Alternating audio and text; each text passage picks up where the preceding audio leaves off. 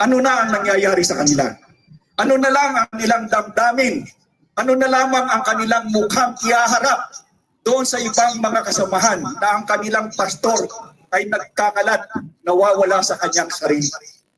Ito po ang term namin.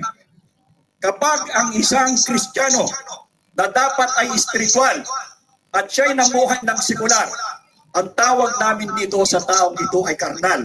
Isang tao na nawala sa sarili at Pastor Benny Abante. Boom! So ayan mga kababayan, narinig nyo ha. Si Pastor Abante ay nawawala na sa sarili. Alam nyo kung bakit? Kasi lumabag siya sa palatuntunan o adhikain ng mga pastor. Biruin mo, hindi ka nanalo, inupuan mo, no? Hindi naman ikaw, hindi ka naman talagang hinalal ng mga tao na nakapaligid diyan sa lugar nyo.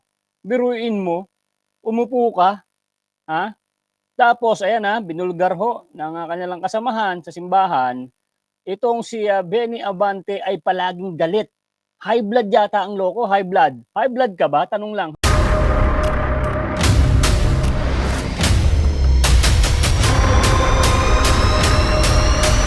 Bago tayo mag-umpisa, baka pwede nyong i-like ang video na to.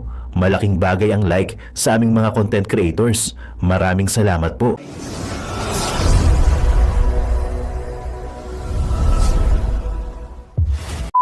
Bingo! Yon mga kababayan, magandang araw sa inyo. Nakita nyo yung preview natin, my goodness. Yan Wow! Ang lupit! No? Kasama ang pastor ni Abante. Abante Atras Abante ay nagsalita na. So yan, hindi na po sila makapagtimpi mga kababayan. Naku, napakaganda ng pag-uusapan natin ngayon mga kababayan. So kung bago tayo magsimula, isang like naman dyan mga kumare ko, mga kumpare ko yan. Magandang araw, magandang hapon, magandang tanghali, magandang madaling araw kung kailan mo ito pinapanood. Alright. So yan mga kababayan. So yan, nagsimula na ang kalbaryo ni Mr. Abante. No, ayan mga pastor, naglabasan na sa kalye. Sumama na sa mga rally para magsalita at ilaglag ang kanilang kasamahang pastor. Naku po, ang pastor nyo. Pastor ata ng demonyo to si Abante mga babayan no? Ikaw ba naman maging pastor ka, no? Nangunguna ka sa paggawa ng katarantaduhan, Mr. Abante. So ayan, re-reaction natin mga kababayan. Itong kasamahan ni Pastor Abante na nagsalita na sa lansangan at ay binunyag ang kasamaang ugali ng kanilang kasamahan. So bago ang lahat, isang like naman dyan kumare mga kumpare ko. Napakaganda nito, panoorin nyo hanggang sa dulo. Simulan natin to dahil sa balita, unang-una si Boy Sardinas. Let's go! Simula nung 19 Congress, napansin ko na si Pastor Congressman Bishop Benny Abante na parang palaging galit. Kung magtanong siya, ay parang palaging nag-uusik. Nakakahiya po. Bakit?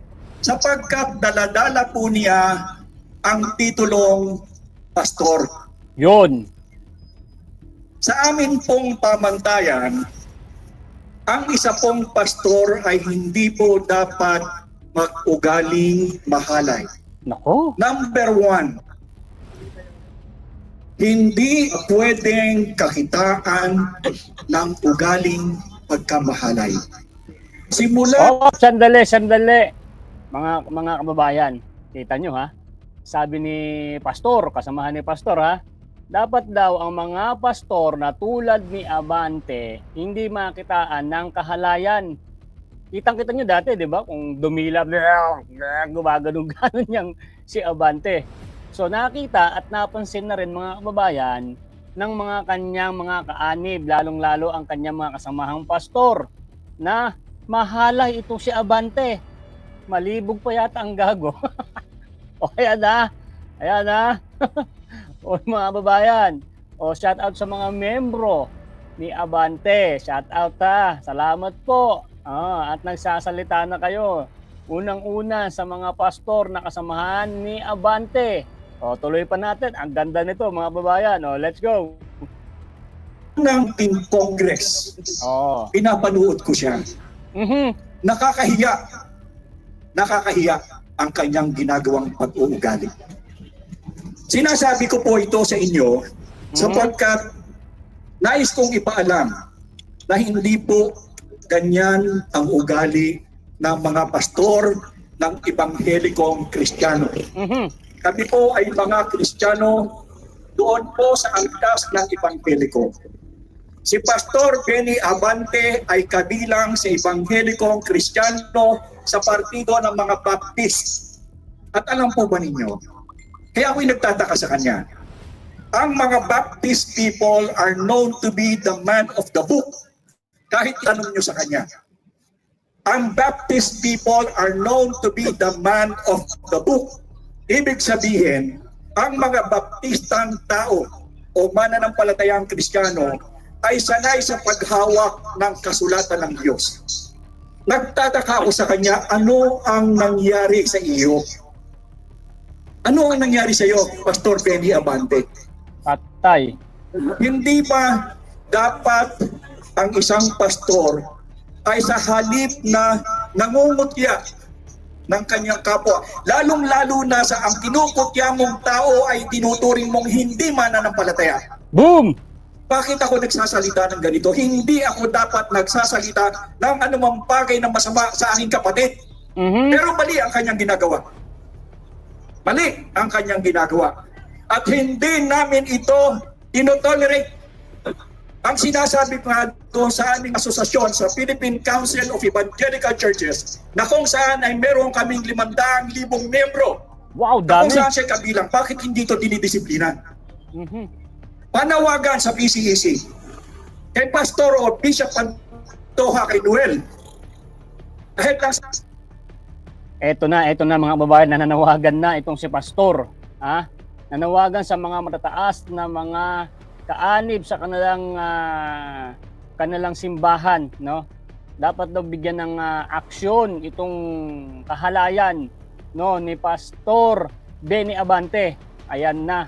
Sana mapansin itong si Pastor at alam ko mapapansin talaga 'yan dahil i-like mo naman 'to para mapansin talaga, 'di ba? O yan, nananawagan na po itong kasamahang pastor ni Benny Abante na bigyan ng disciplinary action itong matandang tukluban.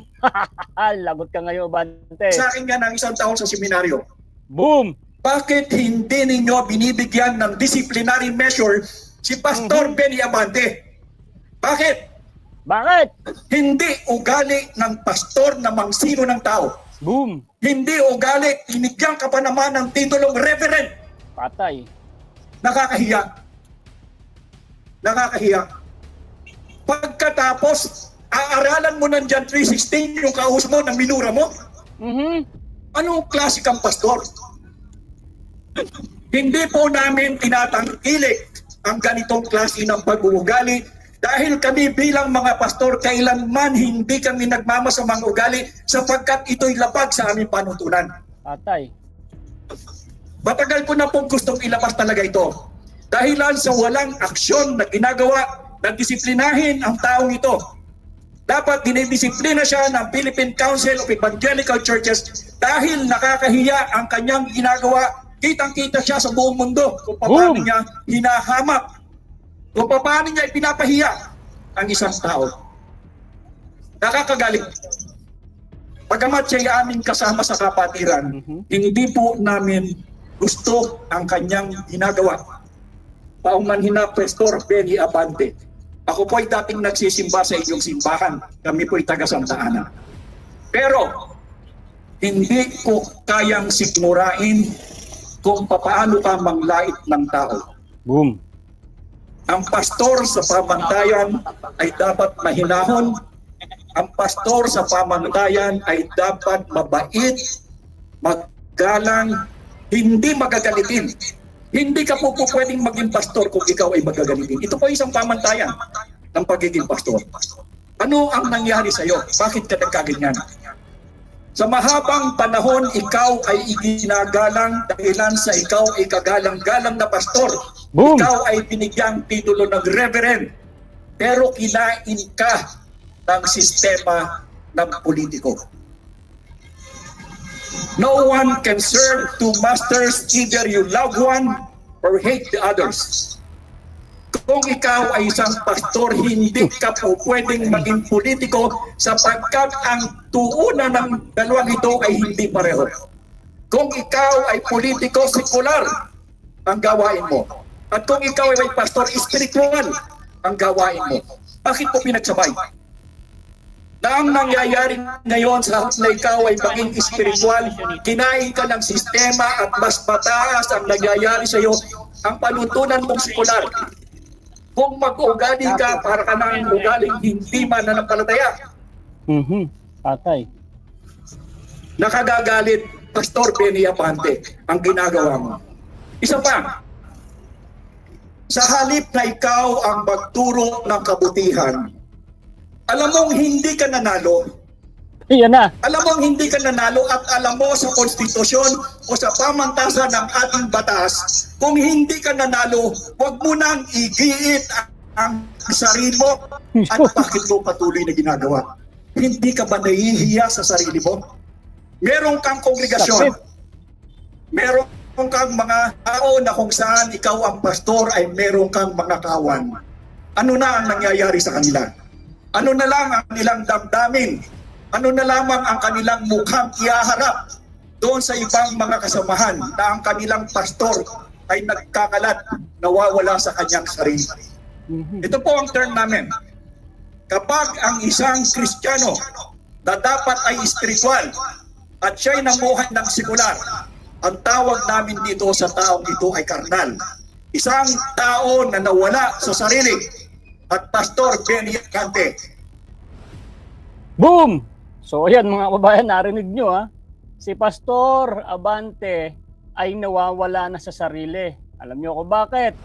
Kasi lumabag siya sa palatuntunan o adhikain ng mga pastor. Biruin mo, hindi ka nanalo, inupuan mo, no? Hindi naman ikaw, hindi ka naman talagang hinalal ng mga tao na nakapaligid dyan sa lugar nyo. Biruin mo, umupo ka, tapos ayan binulgar ho ng kanilang kasamahan sa simbahan, itong si Benny Abante ay palaging galit. High blood yata ang loko, high blood. High blood ka ba? Tanong lang, high blood ka ba Mr. Abante? Oh, ayan si ate nakakalumbaba na nalulungkot na. Isa kang karnal sa aking paningin. Oh. Isa kang tao o ikaw ay isang pastor na nawala sa iyong sarili sapagkat araw-araw o kung basta mayroong committee hearing, nandoon ka, nagagalit. Halos lamunin mo na yung iyong kinakausap. Ganyan ba ang isang pastor? Lupit. Kung kaya pinupulaan tayo ng marami, ay merong dahilan. Pero hindi ibig sabihin dahil lang sa iyo kaming lahat ay madadamay. Oo, yun. Bakit hindi magsalita ang PCAC at itakwil ka sa iyong ginawa? O disiplinahin ka sa iyong ginagawa? Kahit ka pa kongresista, wala hindi na ikaw ay magpakaba at humingi ng paumanin sa mga...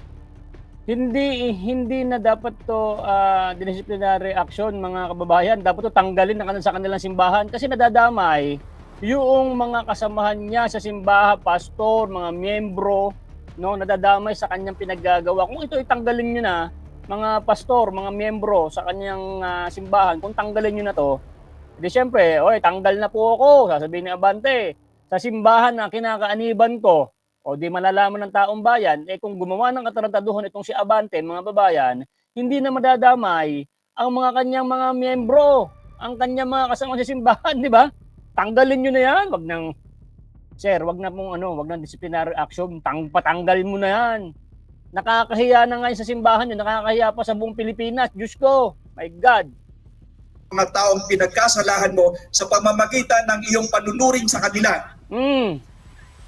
Bilang kapatid at bilang pastor din, hinihingin mo kita na gawin mo sapagkat ito ang nararapat.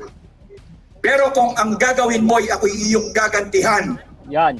Gagantihan ka welcome to the niyan. club dahil hindi rin naman ako papayag na ipagpapatuloy mo ang iyong masamang pag-uugali. Boom! Yun, Nawa, maganda. Pastor Benny Abante, Hanggat hindi tayo namamatay, may pag-asa tayo, alam mo yan. Yun. So meron pang panahon para humingi ka ng paumanhin Nako, sa mga taong pinagkamalian mo. makapal po mukha Humingi ka niyan. ng paumanhin kung kanino ka nagkulang at kung kanino ka nagkasala. Dahil Pastor Benny Abante, ganito ang ating ugali. Ganito tayo namumuhay. Sapol. Tayo ay mga tao na kung saan alam mo kung ano ang ginawa ng Diyos sa atin. Lahat tayo ay may pinagdaan ng masama, subalit tayo ay pinago at sa ating pagbabago. Pastor Benny Abante, ako'y nakikiusap sa iyo. Sa susunod na iyong pagtalakay sa komite, huwag mo namang sinuhin ang tao. Sa halip na iyong pagalitan, ay iyo siyang payuhan. Tatandaan mo na ang pandinig sa Senado, sa Kongreso o sa Senado, ito ay in aid of legislation. Huwag mong kalilimutan, ang dahilan kung bakit kayo nagtitipon ay in aid of legislation. Hindi kinakailangan lumabas ang tama at totoo sa in aid of legislation dahil ang titingnan nyo lamang kung ang kanilang ginagawa ay meron ng batas. At kung meron ng batas at ito'y mali at kulang, ang gagawin nyo lang ay mag-amyenda nito. At kung wala pa namang batas sa ganitong klaseng bagay na kanilang ginagawa, ang gagawin ninyo ay gumawa ng batas. Pero hindi para mahiyain ang mga tao na kung saan ay kinukuha nyo bilang resource person. Boom! Bakit ka kukuha ng isang tao para kunan mo ng impormasyon pagkatapos iyong hihiyain? Pastor ka, di ba? Bakit mo ginagawa yan? Pastor Mali, na di ba? napeki eh. Ano kaya kung sa'yo gawin yung ginagawa mo sa iba? Hindi ba? Alam mo kung ano ang sinasabi. Gawin mo sa iba ang gusto mong gawin sa iyong sarili. Boom! Gusto mo bang sinisino ka? Hindi nga eh. Nagagalit ka agad eh. Sa kaunting bagay na masabi patungkol sa'yo, nagwawala ka na agad eh. Hindi ito tamang pag-uugali, Pastor Benny Abante. Again, I appeal to you. Marami kang natisod. Marami kang pinagkasalahan Boom! sa aminin mo at sa hindi. Isa lamang ang tama mong gawin. Ang ipinapayo ko sa iyo, magpahinuhod ka sa mga taong pinagkasalahan mo. Ito ang ating pag-uugali. Hindi tayo nag-uugaling malay, Pastor Benny Abante. Wala sa bokabularyo nating mga pastor ang maghalay ng ugali. Tay na. Tayo ay pamantayan sa ating simbahan. Tayo ang tinitingala ng mga miyembro at tinitingnan nila kung paano tayo lumalakad. Sa iyong simbahan, paano ang lakad ng mga miyembro mo na nakikita na wala kang ginagawa? Minsan nakita ko galit na galit ka eh. Bakit mo ginagawa yan? Kung hindi mo kaya, ang pigilin ang iyong sarili, huwag ka na lang umatid. Huwag ka na lang sumama. Sa halip, panahimik ka na lamang kung hindi mo kayo pigilin ang mo. Dahil marami kaming nadadamay sa ginagawa mo. Yeah. Sana, hindi ko alam kung ano magiging reaksyon mo sapagkat wala pa sigurong tao na sumaway sa iyo. Wala. Dahil kung merong sumaway sa iyo noong una siguro nagbago ka na. At palagay ko ito ang unang pagkakataon na sinasaway ka. At hindi ako nangingiming sawayin ka, Pastor Benny Abante, sapagkat alam mo na hindi tama ang iyong ginagawa. Ipaglaban mo man ang iyong paninindigan, mali at mali at mali ka pa rin. Kahit ano gawin mo. Oo nga. Ang tamang gagawin mo, Pastor Benny Abante, ay magpakumbaba katulad ng ipinapangaral mo. Gawin mo ito sa iyong sarili. At kapag ginawa mo yan, Pastor Benny Abante, ako'y magpapasalamat sa iyo. Alam mo yan kung ano ang bunga ng pagkababa. Alam mo kung ano ang bunga ng nagpapaumanhin. Yan ay palagi mong itinuturo sa iyong simbahan. Pakiusap ko, gawin mo naman sa iyong sarili. Salamat sa Ganda. Woohoo! Woohoo! Woohoo! Thank you, Pastor. Kita nyo naman mga kababayan. So palpal Si Benny Abanteng, mahalay, no? High blood, no? Pisa natin ito ni makagago no? Bang! So ayan mga babayan, nakita nyo yung pagsasalita ng isang kasamahan ni Pastor Abante, di atras, di kwarta, di atras. Grabe, no? Pahiya siya. Biruin mo, napakabait pa rin itong kasamahan niya mga babayan. Sapagkat pinapangaralan siya. Ngunit, Abante, siyempre, magagalit ka. Ngayon, pag nagalit ka daw dito sa iyong kasamahan na pastor, hindi ka daw niya tatantanan 24 oras. Boom! Ha! Kita nyo, di ba? Marami nang dumarating na karma. Tulad nito, kinakarman siya ng mga kasamahan niya. Dahil biruin mo, congressman ka, na hindi ka naman nanalo, umupo ka. Tapos, yung sasakyan mo, 18 million. Alam mo, Mr. Abante, kung ilang taong ka naging congressman, hindi ka makakabili ng 18 million na sasakyan. Halatang halata ka naman Ang budget na binigay sa'yo is 2.6 million. I think that is correct. Oh, English yan, boy. Biruin nyo mga kababayan, 2.6 billion. Ngayon, hindi niya maipaliwanag. Ngayon, Mr. Abante, ipaliwanag mo rin, maging transparency ka din sa mga pondong ibinigay sa'yo. Pera namin yan, boy. Pera namin yan, boy. My goodness ka.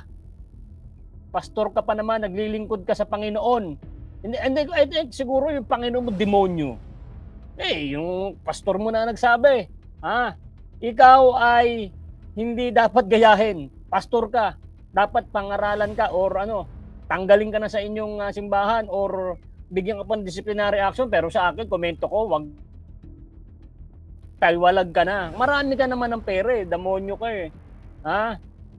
Yung 125 million na hinahabol nyo kay BP, yung sa inyo billion-billion na hanggang ngayon hindi nyo pa maipaliwanag, nanggigigil ako sa inyo, kagating ko mga tenga nyo no?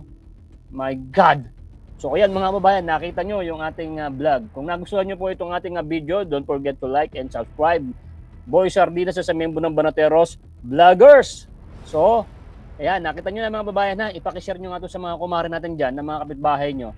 At ito, nakita nyo naman, kasamahan na pastor ni Pastor Abante, di atras, di kwata, di tres, puro atras na, nagsalta na, sinabihan na siya, ayan.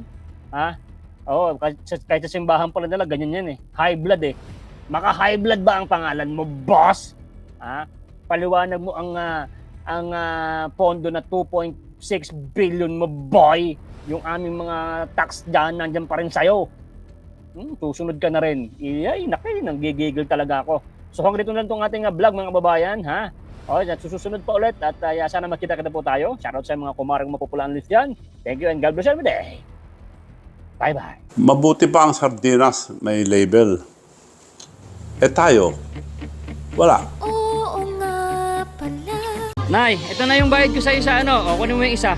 Isa muna, iyan Tapos, isa pa, di ba? 4 dapat na sardinas yan. 3 na. Pang-4 na sardinas. Okay na.